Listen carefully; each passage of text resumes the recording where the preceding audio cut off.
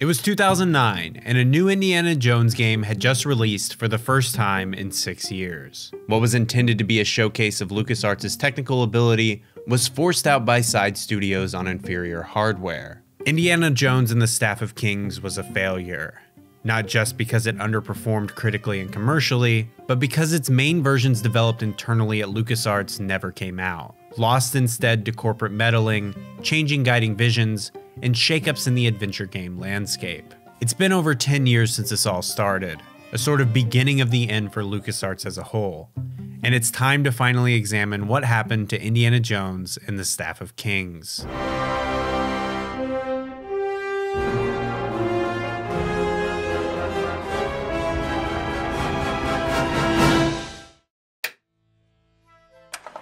Egypt, 1300 BCE. Moses in Tanis demands his people, the enslaved Israelites, be set free by Pharaoh Ramses II. He throws his staff on the ground, and it turns into a snake. He strikes the banks of the Nile with it, and the water turns to blood.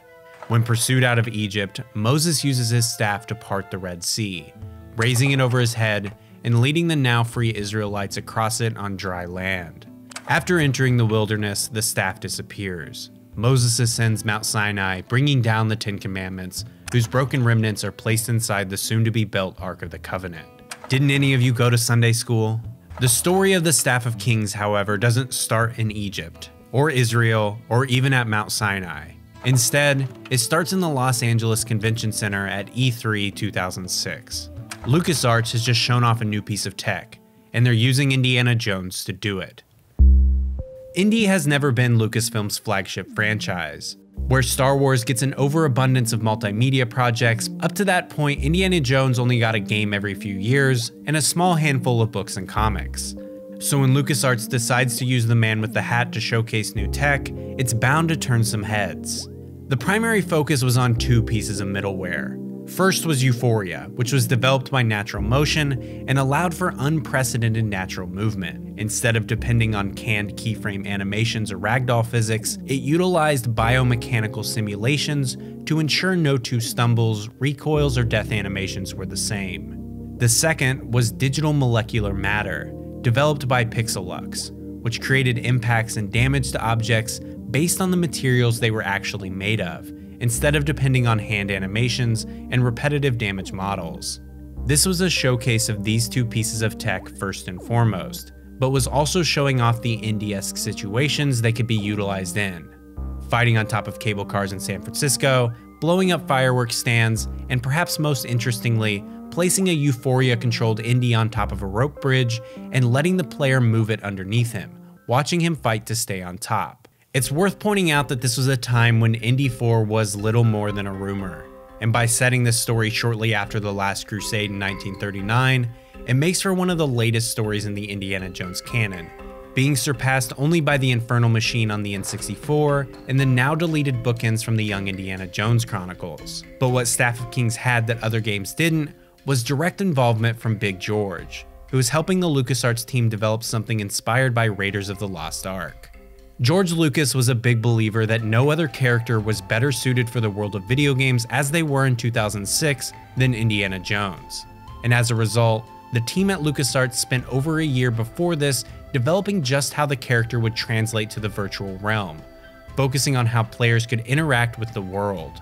This really felt like LucasArts pulling out all the stops, and that was helped by the relocation of LucasArts to the same office as the legendary Industrial Light and Magic production houses, giving them access to similar resources and blending that line between game and film that studios were trying so hard for during that generation.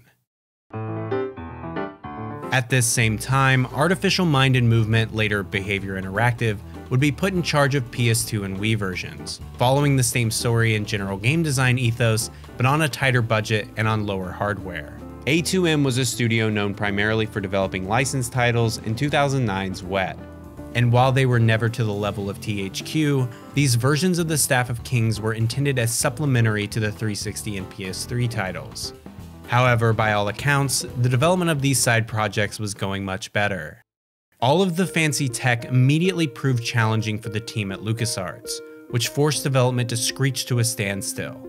Part of the problem may have been that this tech was being polished for 2 games at the same time, as Euphoria and DMM were both large parts of Lucasarts' plan for The Force Unleashed, which was the highest profile production from the team since maybe Shadows of the Empire. They were intended to be sister projects, but one was clearly considered the more important of the two. Despite the Indy game having no major deadline beyond roughly 2007 and loads of money to burn, LucasArts shifted a large portion of developers to the Force Unleashed project, giving the Staff of Kings an entirely new team, forcing the project to completely start over once again, saving only the story.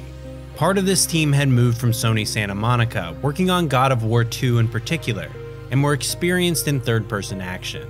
But starting from scratch is still starting from scratch. And with a technology base that was constantly changing, roughly 2007 was beginning to look too optimistic. And with the elusive 4th Indy film being announced in January of that same year, the time for a new Indiana Jones game was looking ripe. Judging by the prequels, it was Lucasfilm's tradition to practically overwhelm all aspects of media and merchandising with comics, TV shows, books, and video games around the release of their large tentpole films. And Kingdom of the Crystal Skull was going to be no exception. But in November 2007, suddenly the adventure game genre started to get a little more crowded. When Uncharted came out, we bought a copy of it. I remember we booted it up in the office with everybody, and we were like, oh fuck, this is what we're trying to do. The team's main competitor was the Tomb Raider franchise, which, despite releasing successes like Legend the same year Staff of Kings was presented at E3, was not the powerhouse it had been on the first PlayStation.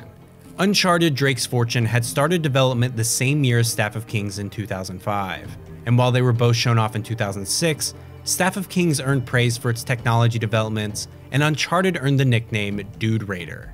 That's definitely an oversimplification. However, Uncharted was a massive success, going toe-to-toe with perhaps its single biggest influence and winning, something that was unexpected at LucasArts, and they were once again forced to reevaluate what they were wanting to accomplish with the project. By the end of their original planned release year, the Staff of Kings team had very little to show for their 2 full years in development.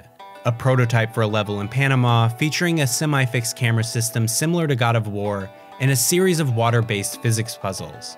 However, the studio was still forced to delay the game to at least the second half of 2008, and around the same time, both The Force Unleashed and Free Radical's Battlefront 3 were also forced to push back their release dates.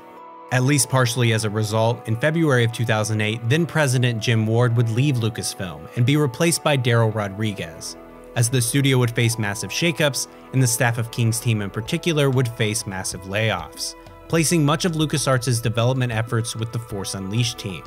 Within the months after these delays and layoffs, the film side of the Lucas Empire would release Kingdom of the Crystal Skull in May of 2008, illustrating how it had went from just rumors to an entirely released project in the span it took the Staff of Kings team to create 1 prototype and 3 delays. While that may seem flippant, from a business side of things, the Staff of Kings project was starting to feel cursed at best and cancelled at worst, and the rumors seemed to agree. Despite this, and the game's absence from 2 E3s in a row, in July of 2008, Lucasfilm confirmed that the project was still, quote, very much in development, and it, quote, looks great. 2 statements that are so small about a project that was once so big that I'm struggling to make them look good as on-screen quotes. It's not hard to picture the Daily Game journalist that got these statements blindsiding the LucasArts employee who was demoing Fracture in their Clone Wars game at that E3, forcing them to answer questions that they weren't really prepared for. It's really not something that gives a lot of confidence that the project did in fact, quote, look great. The Force Unleashed, however, would finally release across every major console in November of 2009.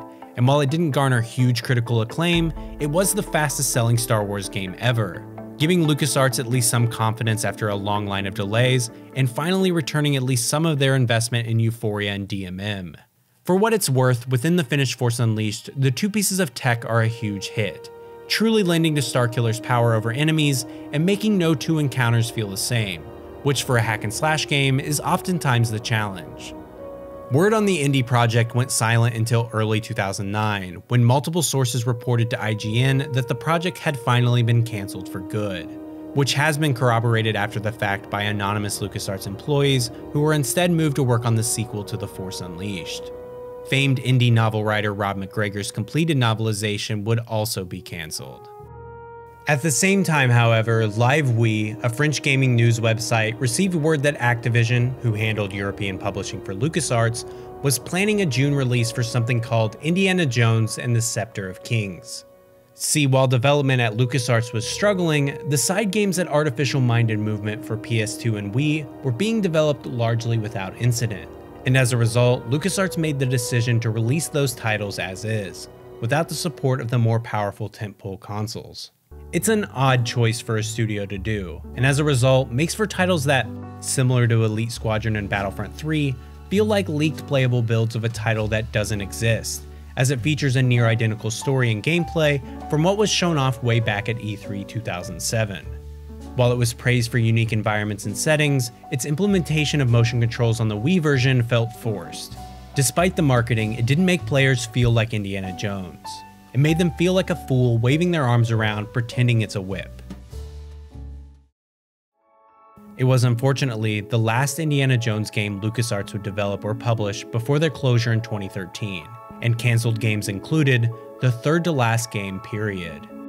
The trends of rushed titles and leadership changes seen here would continue until LucasArts would be dissolved in the aftermath of the greater Lucas bubble being bought up by Disney. The Staff of Kings was a victim of circumstance. Its tech, while overly complicated, was sacrificed to allow for the Force Unleashed. And its story, overshadowed by the anticipation and subsequent letdown of Kingdom of the Crystal Skull. And as a new era of indie dawns, once again with the promise of a new game from Wolfenstein developer Machine Games and a new film from James Mangold, it feels like Lucasfilm is finally in a position to right the ship and give Indy the future he desperately needs.